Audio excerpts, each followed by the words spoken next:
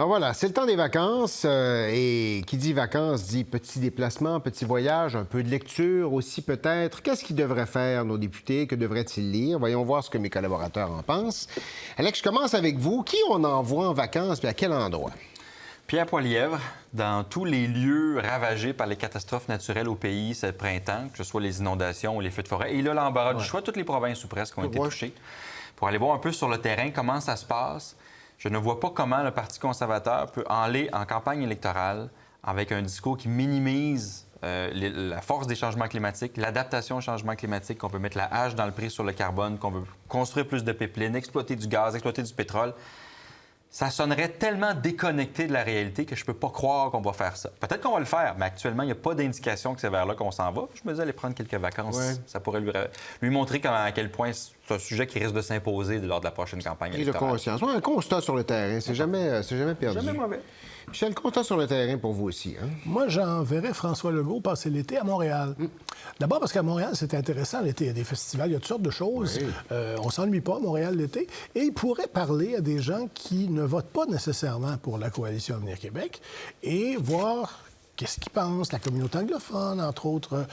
Il pourrait jaser avec du monde qui n'a pas l'habitude de rencontrer, puis ça pourrait être intéressant comme résultat. Diversifier un peu les points de vue, les opinions. C'est pas une mauvaise idée, effectivement. Chantal, on envoie qui en vacances puis on l'envoie où? J'avais, moi aussi, choisi Pierre Poilievre, mais j'ai découvert cette semaine qu'il ne voulait pas prendre de vacances. Parce qu'il voudrait que le Parlement continue à siéger pour réécrire le budget Freeland. Ça n'arrivera pas, mais vu qu'il veut annuler ses vacances, peut-être qu'il devrait plancher lui-même sur un plan économique qui montre comment les conservateurs nous ramèneraient à l'équilibre budgétaire. Est-ce qu'ils garderaient le programme de garderie? Est-ce qu'ils mettraient fin à l'économie verte et aux mesures incitatives? Est-ce que les soins dentaires, ça s'en va aux poubelles? Est-ce qu'ils couperaient dans la santé? On n'en sait absolument rien.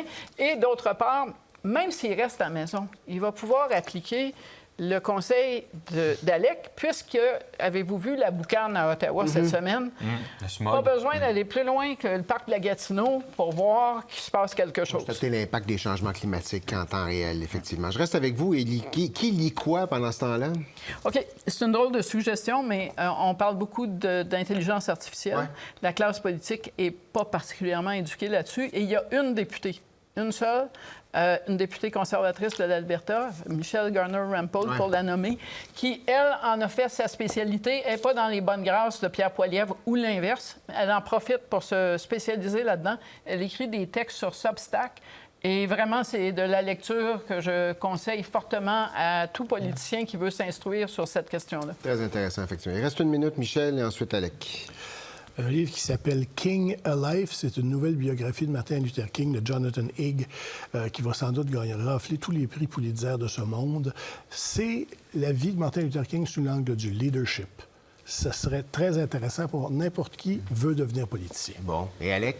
Pour Michael Sebia, l'art de bien s'entourer pour réussir en affaires, parce qu'il arrive à la tête d'Hydro-Québec avec très peu d'expérience en matière d'énergie. Il va avoir besoin d'être entouré. Il a des qualités. Mais il faudra qu'il soit bien entouré pour être capable de bien mener Hydro-Québec avec tous les défis qu'Hydro-Québec devra relever dans les prochaines années. C'est pas son premier défi, mais celui-là, c'en est un papier quand même, effectivement. C'est là-dessus que se conclut notre bilan de l'année. C'est ainsi que se termine aussi cette 18e saison des Coulisses du pouvoir. Alex, Chantal, Michel, merci d'avoir été des nôtres encore une fois cette année. Au plaisir de vous retrouver en septembre prochain. Merci à tous nos collaborateurs.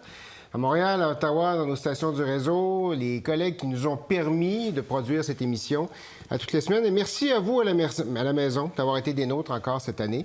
Ici Daniel Thibault à Montréal, au nom de toute l'équipe. Excellente fin de journée, bonne semaine, bon été surtout, et puis au plaisir de vous retrouver en septembre.